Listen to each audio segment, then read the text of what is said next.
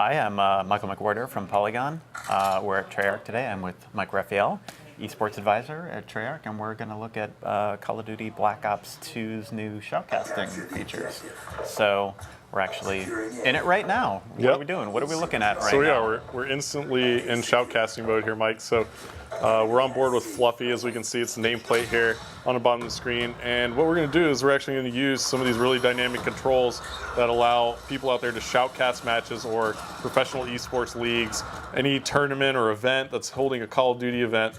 We're going to be able to use these shoutcasting features to display this to an audience. So really robust features in the game here, and we're going to go ahead and walk through it. You've had a chance to kind of get a little bit familiar with the controls, so why don't you start kind of knock it out and see if you can kind of work your way around shoutcasting a match. All right, so right now we are looking at a map called Aftermath. This is set in LA. We're playing a game of Domination. Yep, we're playing Domination. And so what we're going to do is we're just going to take a look and see what some people are doing in here. So let's go and take a look at the player list. We're going to bring up a little picture-in-picture action of everything, and let's go take a look at Bobo. Let's see what he's up to. So we're gonna switch over to him. So Bobo, we saw the numbers on the right there. We see that Bobo's on a 5 kill streak at the moment. So what we did is we swapped over to Bobo since he's the hot hand right now, and you were able to pick up on the details about him and then immediately swap back to the full screen first person point of view. Now Bobo is capturing the B flag with a teammate there. He gets taken out by Whiskers. So now that he's on respawn, Mike, why don't we go ahead and show the map overhead feature of the game here in Shoutcaster mode.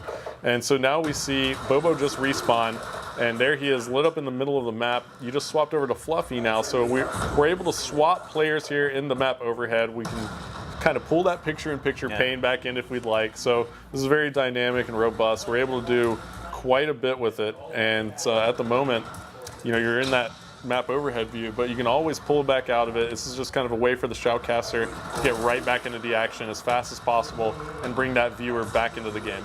So and so we can also get a little third-person perspective view on everything, so we can kind of get a little bit clearer look at what's going on with a particular player. Unfortunately, he's dead, so let's see what's going on. Let's see who's currently dominating. It's Rex. Let's go see what Rex is doing. So Rex has the lodestar score streak at the moment.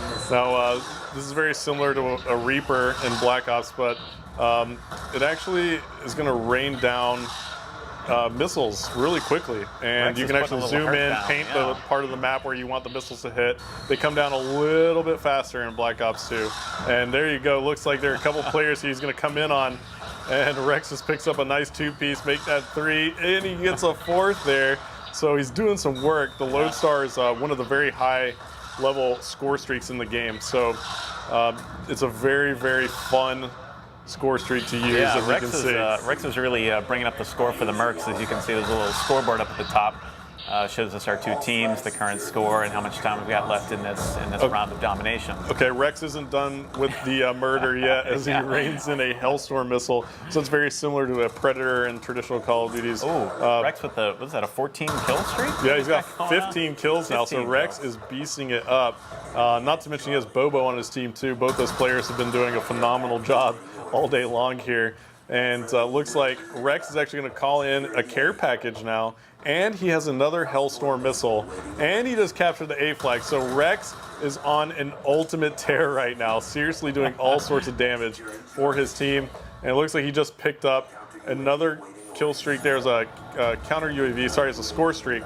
And there you go, calls in the Hellstorm, picks up another kill, racking up, has another UAV. So Rex really beasting it up here. Yeah, Rex is dominating. Let's go back to the map and see what's going on over here. So Rex playing it safe, but he's about to run into a lot of players. So maybe hit X, cut back.